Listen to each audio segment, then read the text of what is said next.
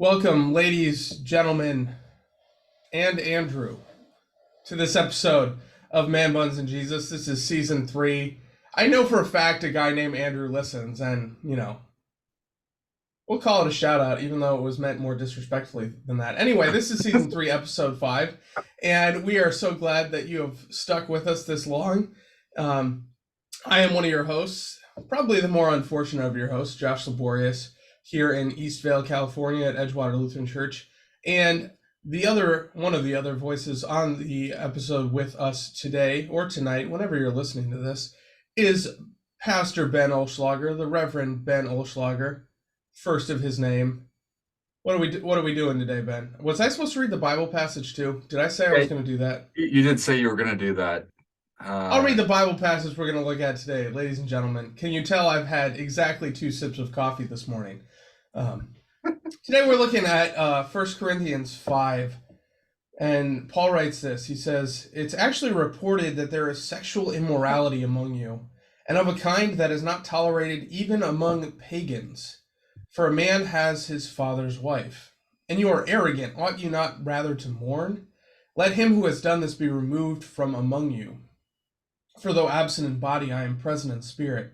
And as if present, I have already pronounced judgment on the one who did such a thing. When you are assembled in the name of the Lord Jesus, and my spirit is present with the power of our Lord Jesus, you are to deliver this man to Satan for the destruction of the flesh, so that his spirit may be saved in the day of the Lord. Your boasting is not good. Do you not know that a little leaven leavens the whole lump? Cleanse out the old leaven, that you may be a new lump, as you really are unleavened, for Christ, our Passover lamb, has been sacrificed. Let us therefore celebrate the festival not with the old leaven, the leaven of malice and evil, but with the unleavened bread of sincerity and truth. I wrote to you in my letter not to associate with sexually immoral people, not at all meaning the sexually immoral of this world, or the greedy and swindlers or idolaters, since then you would need to go out of the world. But now I am writing to you not to associate with anyone who bears the name of brother, if he is guilty of sexual immorality or greed, or is an idolater, reviler, drunkard, or swindler, not even to eat with such a one. For what have I to do with judging outsiders? Is it not those inside the church whom you are to judge? God judges the outside. Purge the evil person from among you." Good stuff. Heavy stuff. Yeah. So for a heavy topic, we wanted to call in a voice of wisdom. And I just happen to have one of those lying around. Uses the term lightly. Anyway, joining us today on the podcast, I feel very, very privileged to have today a member of the congregation, but also something of a mentor and a strong impact on my life, either directly or indirectly. The Reverend Wayne Wenzel. He's got a wealth of experience, has served 3 parishes here in the state of Michigan, full-time, and that's not even counting interim, which is what, another 2 or 3? Yeah, 3 or 4, I can't. Yeah. Some number on top of that. And then has also done some things at district level, which has given him an opportunity to see a lot of churches in a lot of different contexts, including churches struggling with issues around sexual immorality. And so I wanted to bring him in today. Josh and I wanted to bring him in today to talk about what kind of an impact that has on churches and what we ought to do to remedy that. So Wayne, this is where we toss it to you. Well, it depends on who it is. Mm-hmm. I mean, obviously, we've dealt with situations where it was the pastor. Mm. And part of when we're dealing with it in a disciplinary manner or something that may lead up to that, the first thing you have to do is determine the situation and what are if he's being accused by people of the congregation. I remember one specific incident there had to be some research done as to the extent of his quote unquote infidelity. Was it, to coin a phrase, all the way, or was it just improper behavior? And in some cases, it didn't matter to the people of the congregation. If they wanted to get rid of him, it was bad no matter what. And if they really liked their pastor, they were very willing to go the extra mile with him and make sure that the behavior was over the line. The district has very clear lines on that: adultery, and you're out. I mean, essentially. In terms of lay people, I remember one situation where I visited a man who was literally had his best friend's wife living with him. They were both married to someone else. And his contention was, Jesus died for my sins, and I don't have to change. Well, we had a little conversation about that. But they ended up divorcing their respective mates, and the two of them did marry. And later he was an elder in the church. After I was well gone, I refused to do their wedding when they broke up and decided to, legalize it. I just said I can't do it because I had too much history. But this situation that Paul talks about, I keep thinking the man must have his father must have remarried. It doesn't say that it was his mother, right?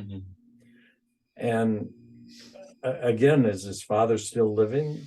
I mean, there's Levitical law, to my knowledge, involved in this, which Paul most certainly must have been aware of.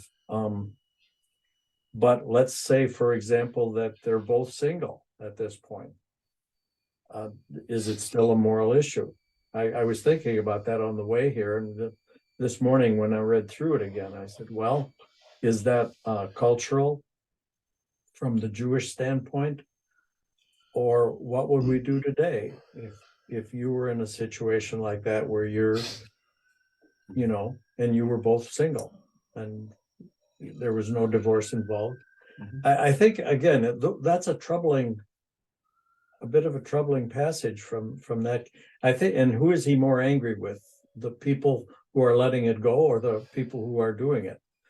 It seems like he's pretty ticked off about the whole affair. But I think it's probably pretty obvious that the father or the woman were still living, or both of them were still living, and it was definitely an adulterous situation. And that's a call. I've had situations where, how do you define adultery? There's some infidelity involved, but it's not all the way, so to speak. And the church has some. In other words, does it have to be a physical? Does it have to be? Well, it can even be physical, but is it physical to the point of intercourse? Yeah. Right. We've had situations, as I said, with pastors who had, loving relationships and hugging relationships that some people felt was inappropriate. But I don't know. You just have to pray and use a lot of patience, and don't be afraid to. I always got the district president involved if I could. Somebody who can actually evaluate and make a decision, which especially when it involves clergy, when it involves your local membership. Then if you're in a small parish, you've got, it's somebody's nephew or niece, or I don't miss that. I don't know, is that sufficient for the time being? I mean, that's a great place for us to jump off of. And Josh, you have anything you want to pitch in here? Otherwise, I gotta. Yeah. So, and part of the reason I say this is because I know we have some aspiring pastors who listen to this podcast on a fairly regular basis. I think when you are in a position like we are in,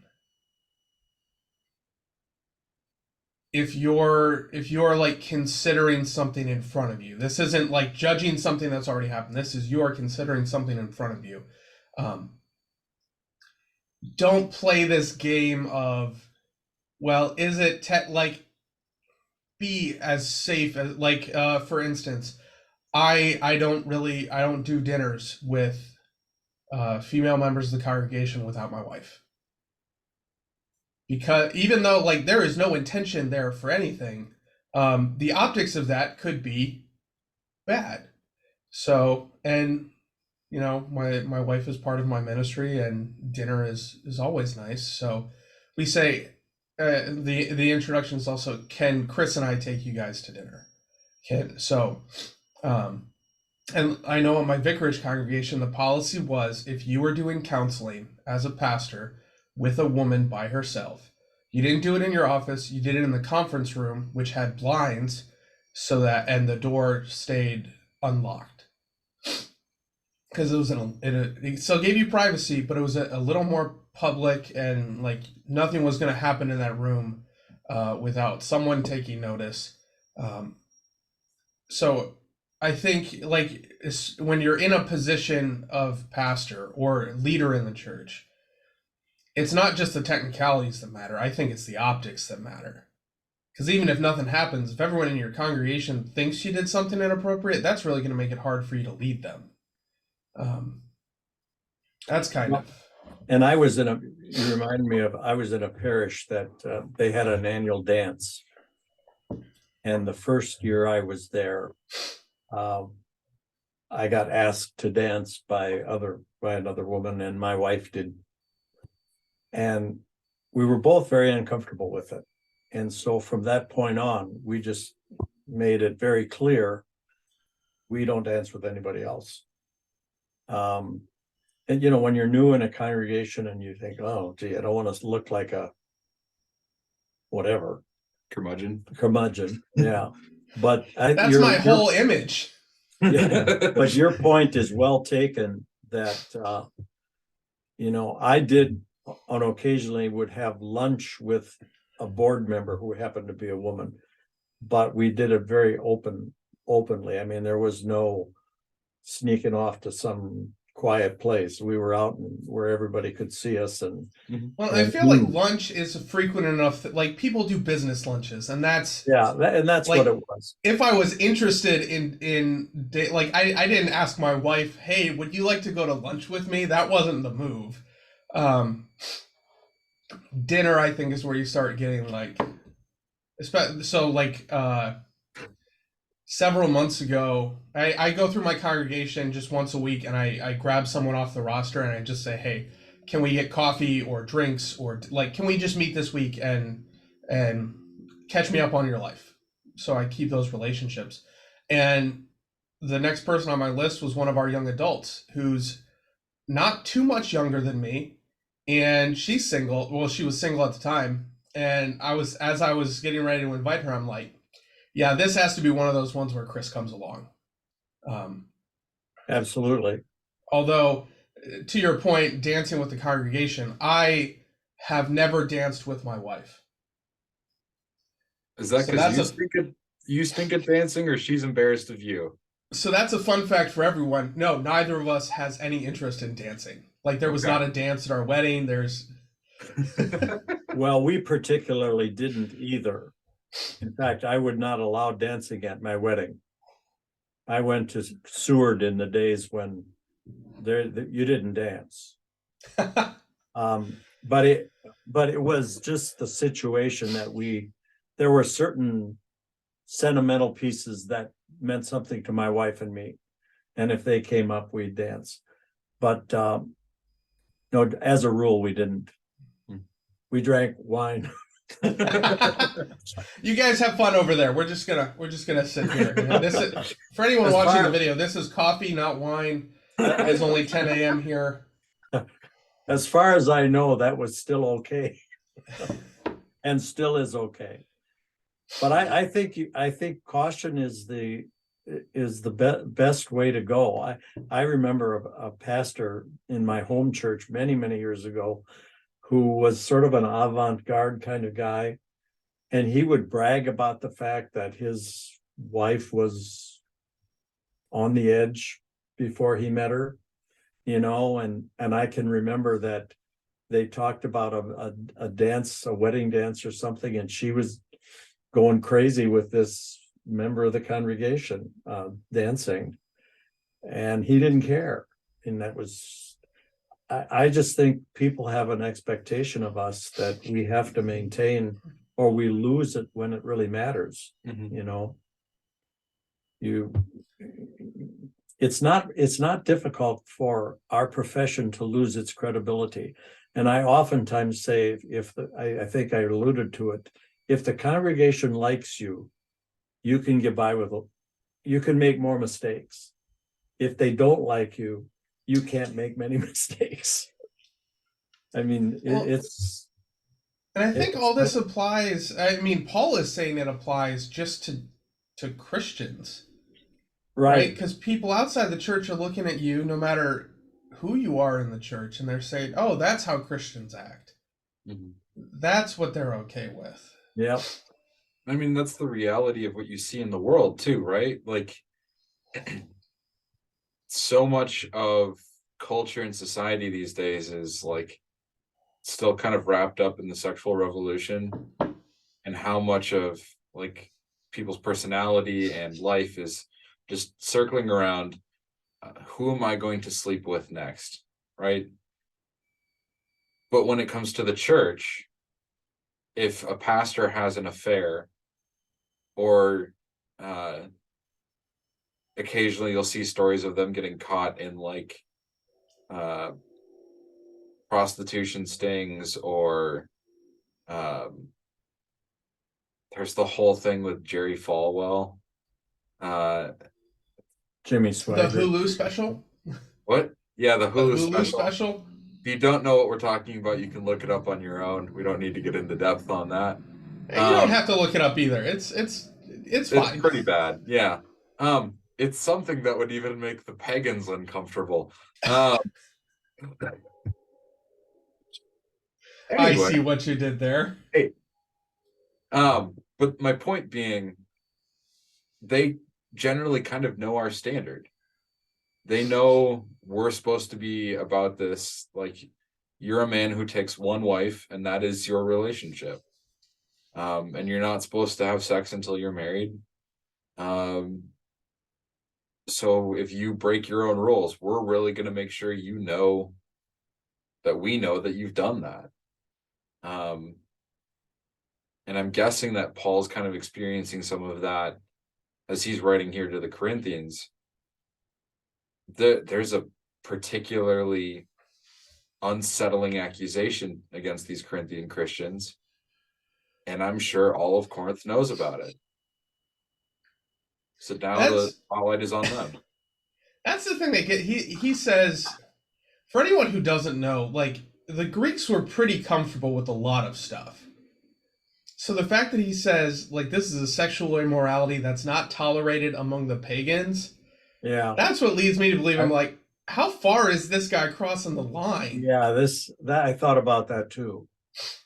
Because Corinthian was a synonym for wickedness. I mean, I've been studying Corinthians in our Bible class on Wednesdays.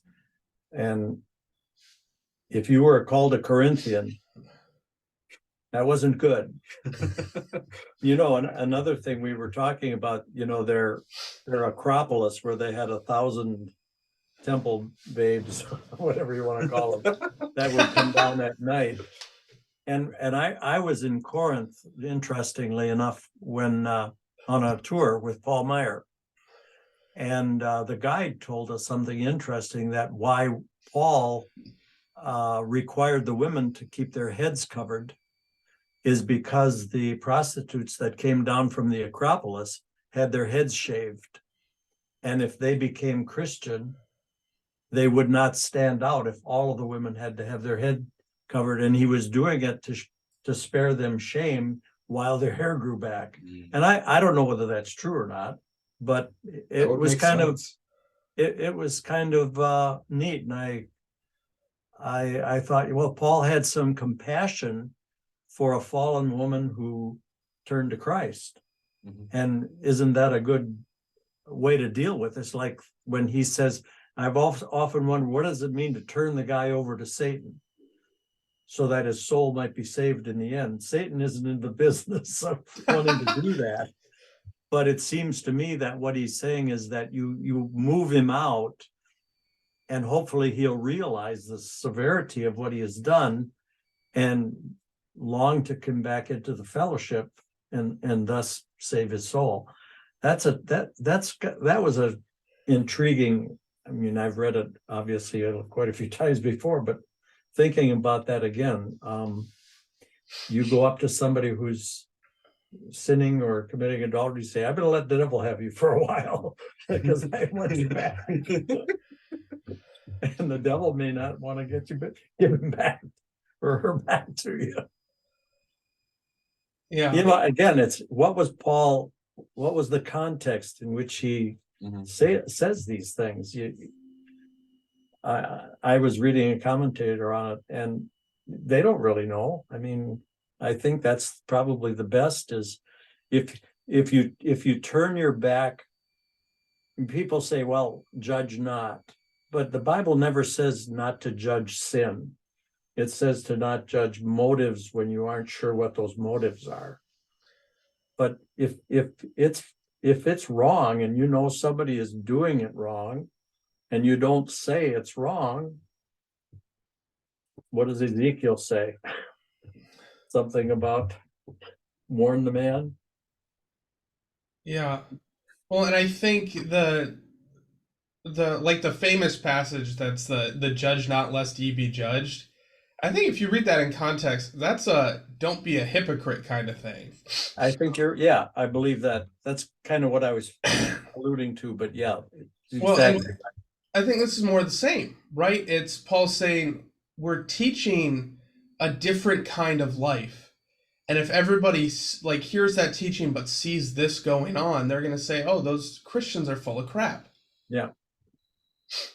They have enough maybe a reason to more do modern that. example today, Looking like for if you're a reasons. Christian and then you're a total jerk, no matter like people are going to see, "Oh, you preach this compassion and love, but you don't show it at all.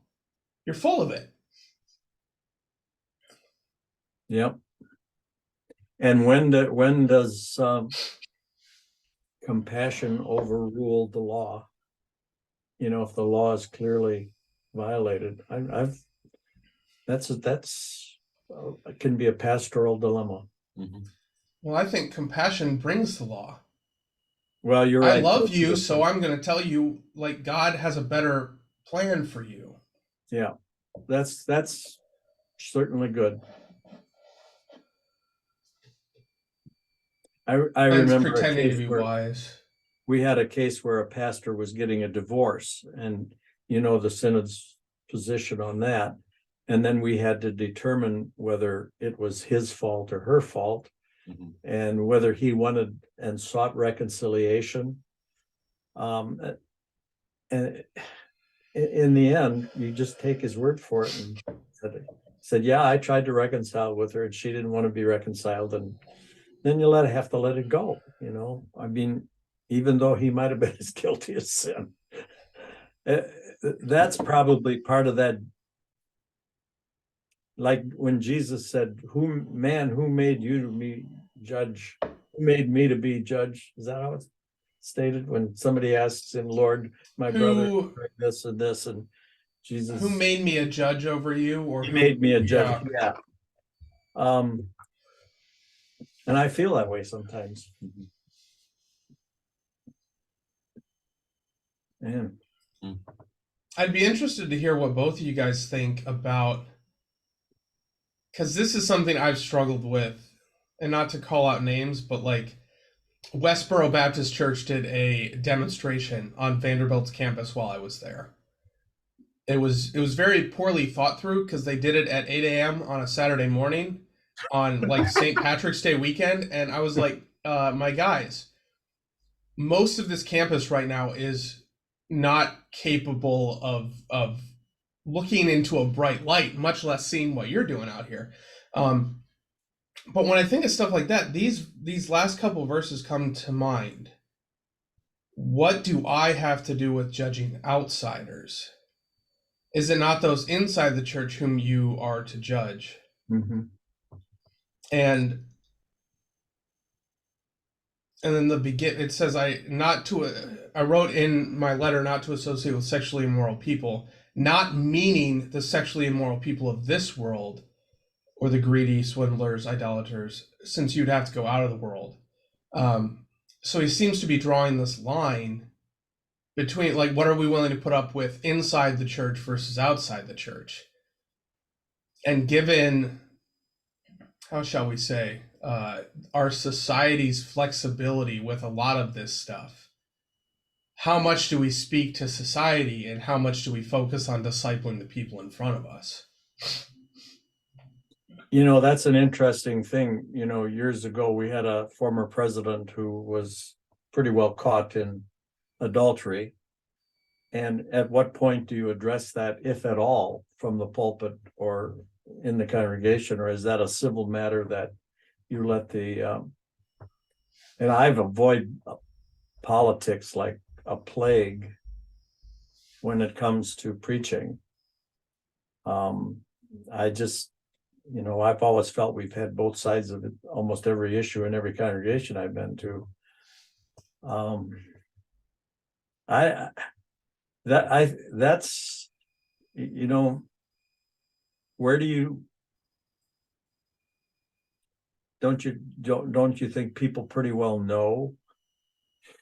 Do we have to remind them that some politicians are?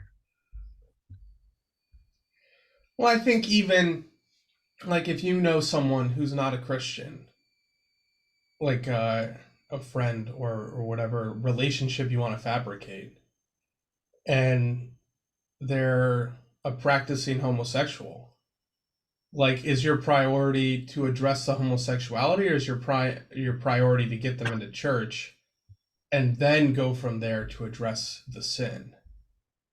That's something I've gone back and forth on. If you had asked me at certain parts of my life, I'd be like, no, you got to deal with that up front. And then at other times in my life, I'm like, no, we can't hold them to our standards until they're in our, how shall we say, group identity. I've modified a little bit on that. I would not keep a homosexual person from joining my church, because my overwhelming feeling as I've gotten older is, where are they going to hear the law and the gospel if you tell them they can't come? Mm-hmm. If you exclude them, I wasn't that way. I mean, there would have been a time when I would have said absolutely not. But I've gotten more. I just want them to hear that Christ loves them and forgives them, and hopefully his love and forgiveness will at least keep them abstaining from what they're doing, because they'll find out that it's wrong if they hear the word, and let the Spirit do its job. I've gotten a little soft as I've aged on a lot of things. I think so. When you ask that question, it actually brings to mind a story that you told me about a funeral you did. I think if you're just listening, he pointed to Wayne when he was saying you told me. I think it was a funeral you did at your last parish. The prostitute. Yeah. She died in a car accident? No, she was murdered by her pimp. That's right. And at the funeral, you've got this row of young women of the night. We assumed so. They didn't have a red A on them. But, I love the literary reference. That's a reference to the Scarlet Letter. Those of you who did not get it, become more cultured. Hey, if I'm going to give someone a classic book to read, that is not the first one on the list. Well, one of them did have a sign said that, let's hear it for Hester Prynne. She's the one for the A. Which, fun fact, I believe in that book, the lady that wore the scarlet letter, the guy that she had committed infidelity with was the pastor of the little town. I think So, you're right. spoiler alert. Yep. But that book's been out longer than I've been alive. So Yeah. Yep. if I'm not responsible for you not Even knowing. longer than I've been alive. Anyway, go ahead. So you were telling me the story about this group of young women, likely many maybe of them, 3 or 4, not a large group, but yeah, but several. likely at least some of them engaged in Yeah, prostitution, likely, probably. probably. And yet I know that you've mentioned that your first reaction on seeing them was not, oh my gosh, what are they doing here? It was, cool, I have an opportunity. Exactly. And I think for me, as I engage people outside the church that have these different views on sexuality, I mean, they're looking for somewhere to belong. They're looking for the feeling of love and acceptance. And oftentimes they're looking for it in a very sexual place. I had a funeral also, not at the church, but for a gay man. And his family was members of our church, and they asked me to do the service. And I met his husband after the service. And I talked with his husband. I gave his husband a Bible. I encouraged him to read through the scriptures and discover who Christ is. And it was, I don't, where do you go with it? I mean, the man was grieving like you would if your wife died. I mean, he was genuinely grieving. His husband had been killed in a tragic accident. So it was a very sudden thing. I don't know, as I said, boy, you nobody at the seminary tells you you're gonna have, oh, by the way, this is what you do when a prostitute dies. This is what they don't. You have to listen to your heart. Yeah. And above all, I want to see people in heaven. And, like Paul says, to a Jew, I become a Jew. To a Greek, I become a Greek. I mean, I never became a prostitute or a pursuer of such. But you weren't an aspirant. But you do have to try to say what makes you what you are. You're not necessarily an evil, wicked person. You're a sinner. And you need the law and you need the gospel, but you're not going around murdering people. You're not and I think sometimes our definition of evil is like a rubber band. This lady that was killed by her, she had been a Christian, and her little baby died of SIDS sudden, and she just went off her rocker, and she left her husband, and she couldn't deal with it, and so, all right, and her grandmother was a member of my church, so asked me to do the service. Good luck, guys. I mean, as I said, the seminary does not, it's life that teaches you how to deal with what comes up. And I'd say always err on this. Is it err or err? I've heard it both ways. England.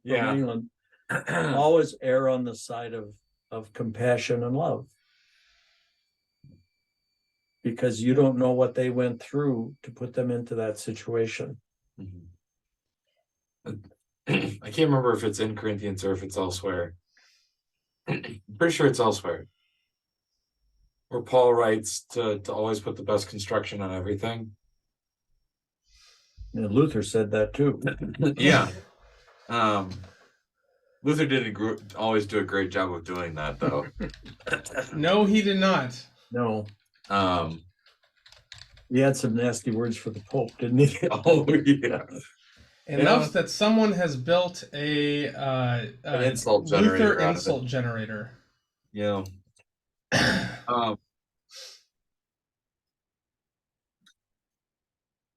Circling way back.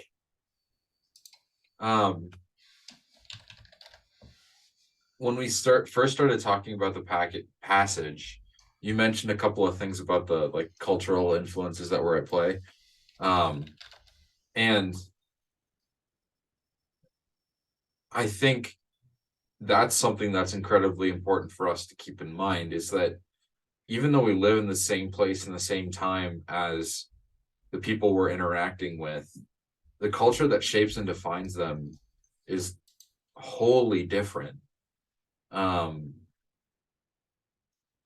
Thinking about the Jewish culture that would have shaped Paul and a lot of the early church, they probably look back at stories like, was it Absalom, David's son, that took a bunch of David's concubines for himself, and then even though that was an incredible abomination, David was like afraid for his life, but also kind of mourned and grieved his son's betrayal in a way that showed Was he that still Abijah?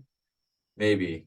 I don't remember either. It could have been either, honestly. I know one of them wanted Abishag after David died. Yeah. I don't remember anymore. Names leave me. But yeah. The very act of taking their father's wife was just like this incredible betrayal. But then look at David himself. Mm-hmm. When we see that Uriah was probably the captain of his guard, mm-hmm. When they're listed in another section, and look what he did to the man who should have trusted him more than anybody. Yeah. And yet what does Nathan say? The Lord has laid aside your sin. Of anybody that deserved to be hung, it would be for what he did. I don't envy you guys, because I think it's going to get worse. Mm-hmm. I mean, I think the decisions that you're going to face, my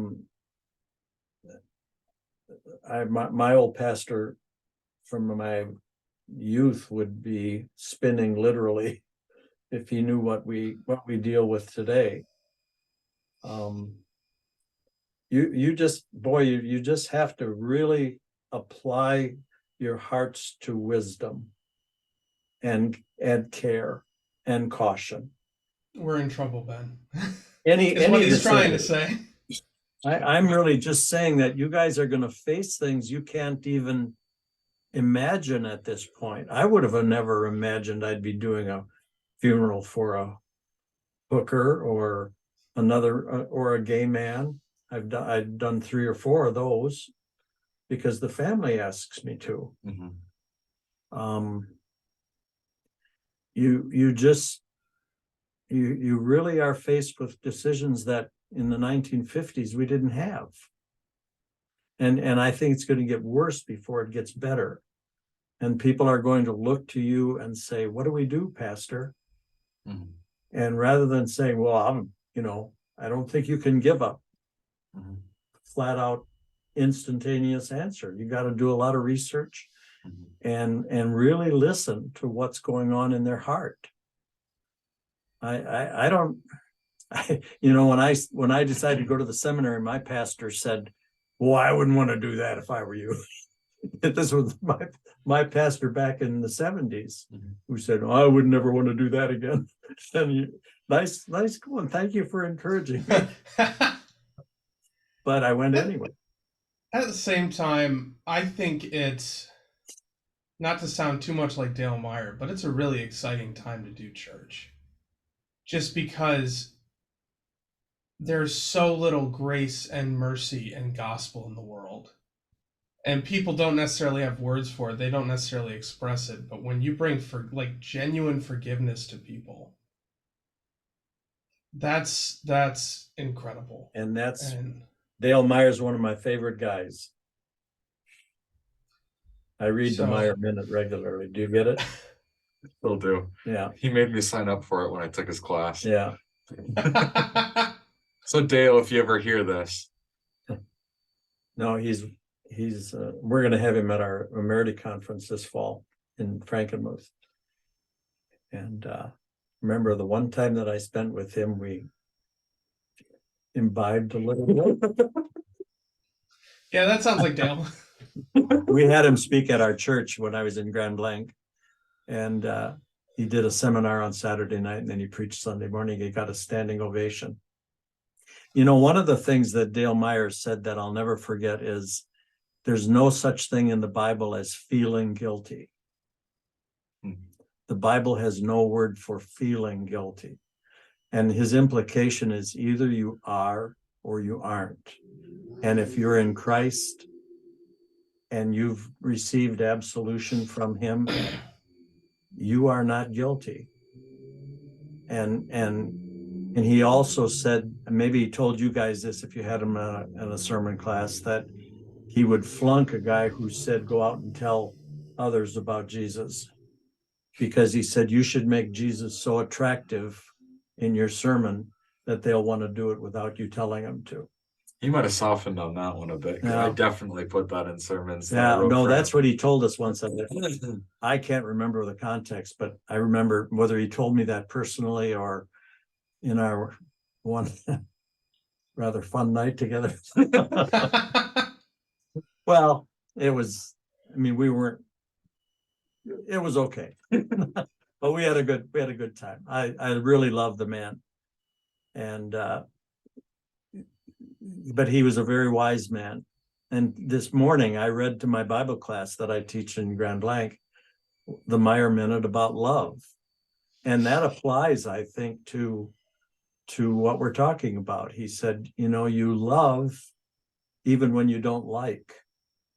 And he said that being in love gets replaced by action and care and giving.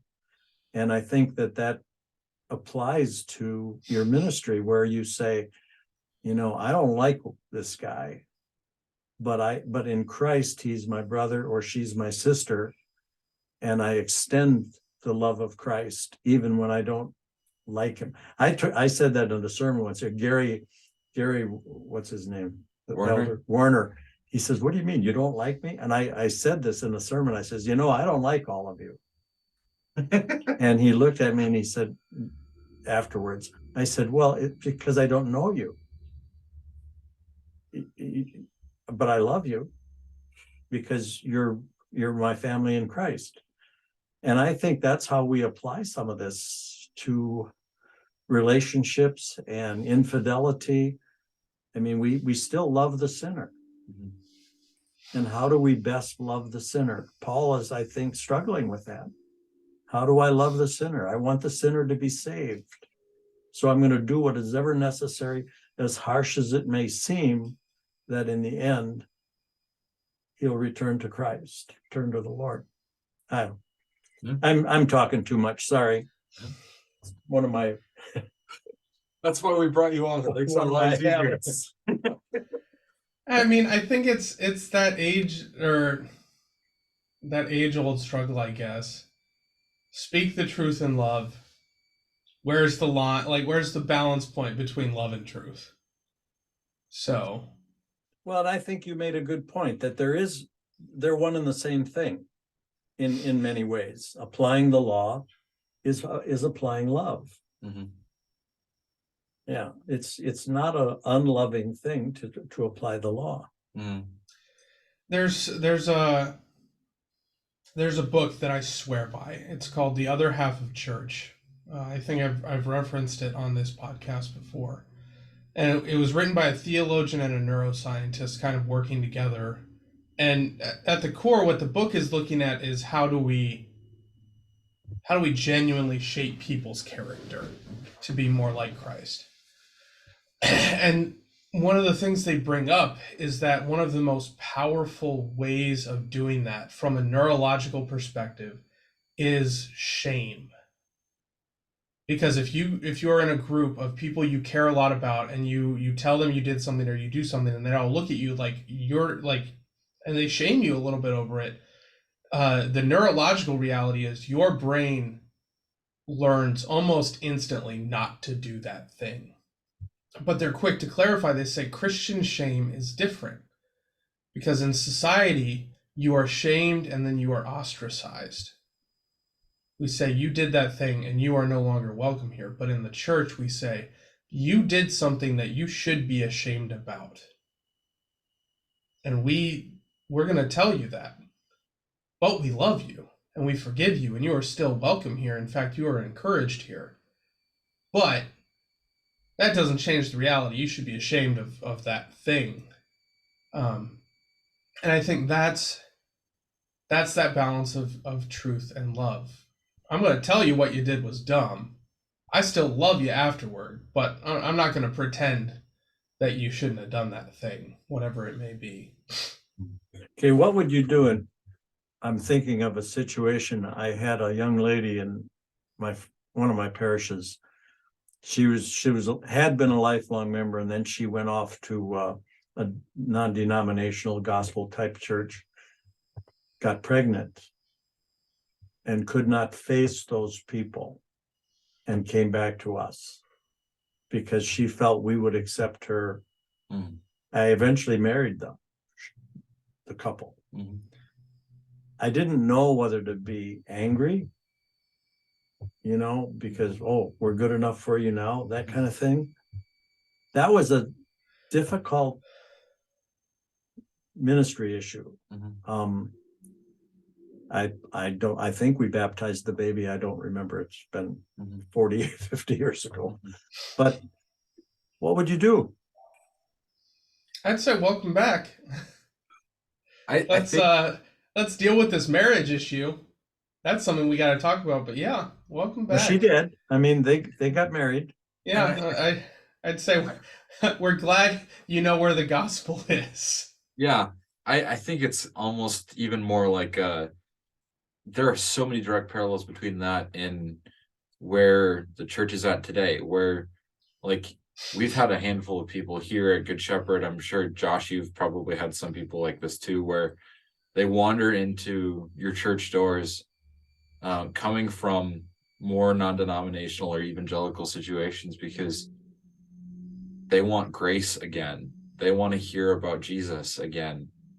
And if I were you in that situation, this is me being, an idealist here a little bit, but I feel like I would have hopefully said something along the lines of, welcome back. And then in the back of my head, I'm thinking, good, she recognizes where grace can be found.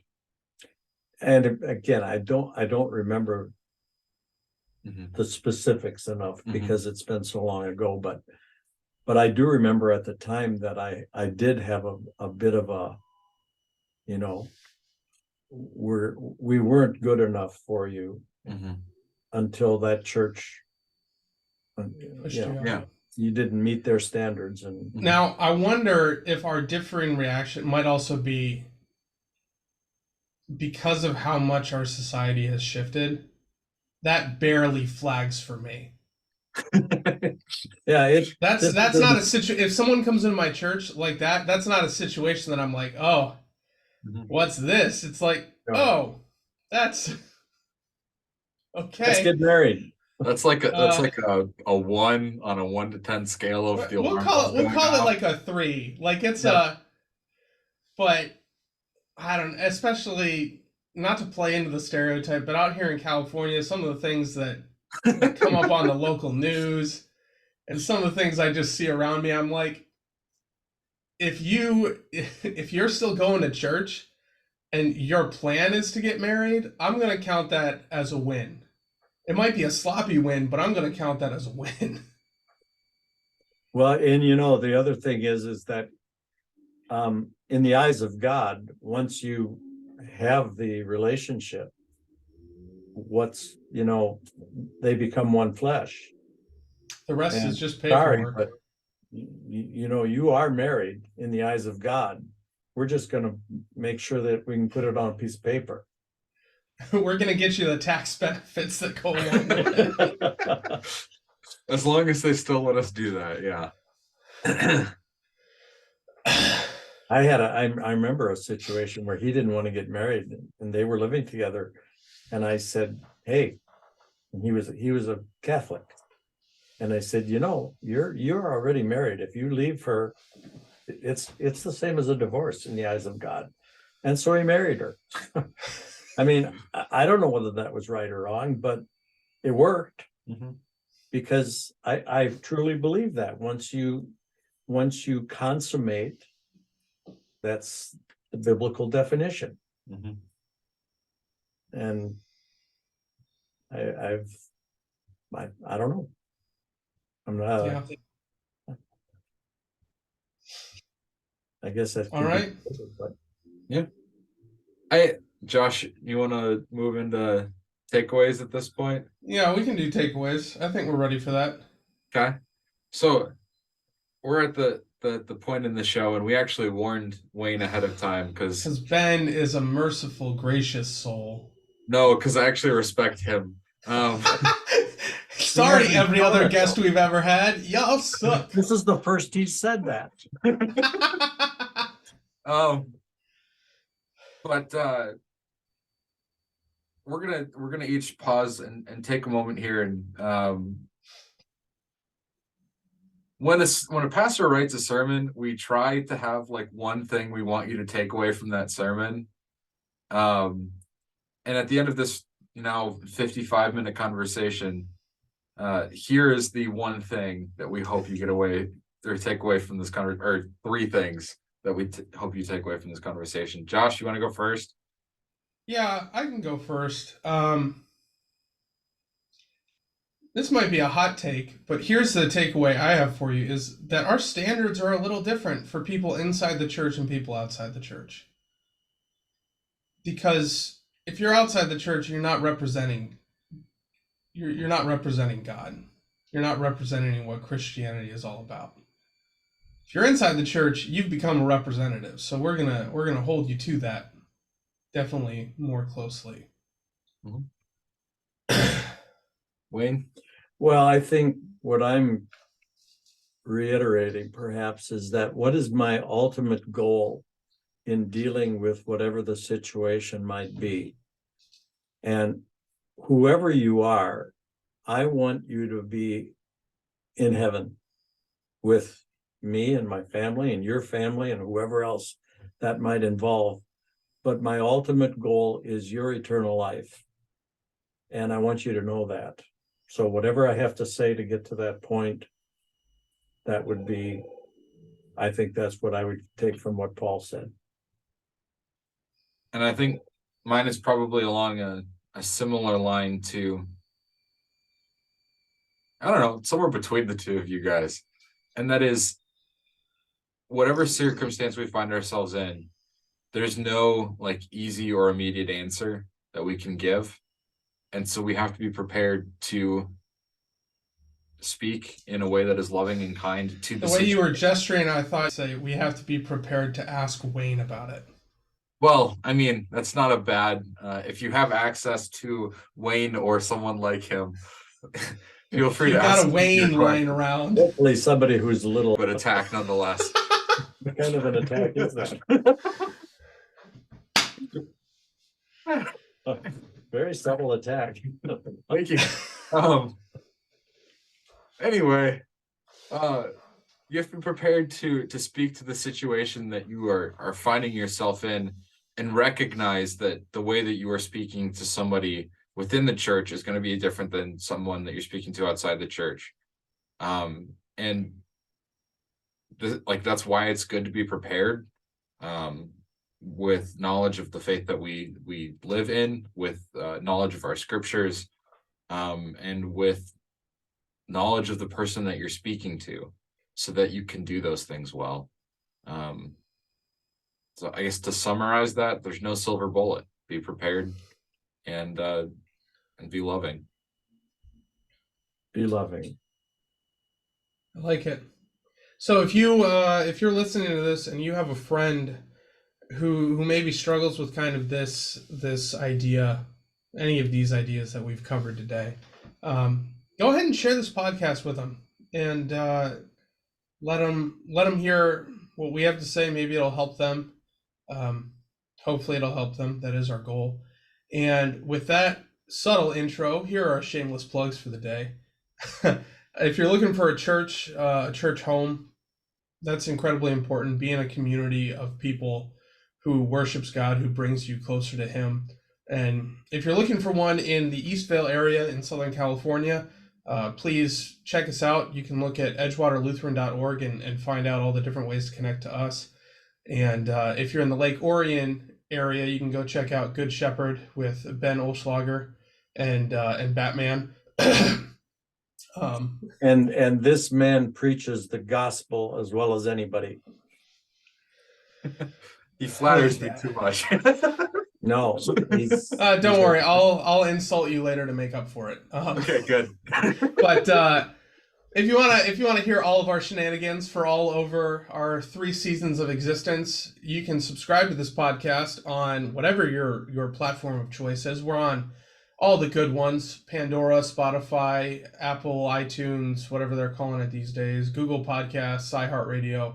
And those subscriptions inflate our ego a little bit, so we appreciate that. And we also have a Facebook page that we care very much less about, but it's a great place if you're not personally connected to either of us and you want to hear us talk about something or invite someone on the show. Or if you'd like to be on the show, you can reach out to that Facebook page and we will see the message eventually. Probably. I think that's it. I think that's all of our shameless plugs, unless you've got anything to add. Go to church. All right. Go to church.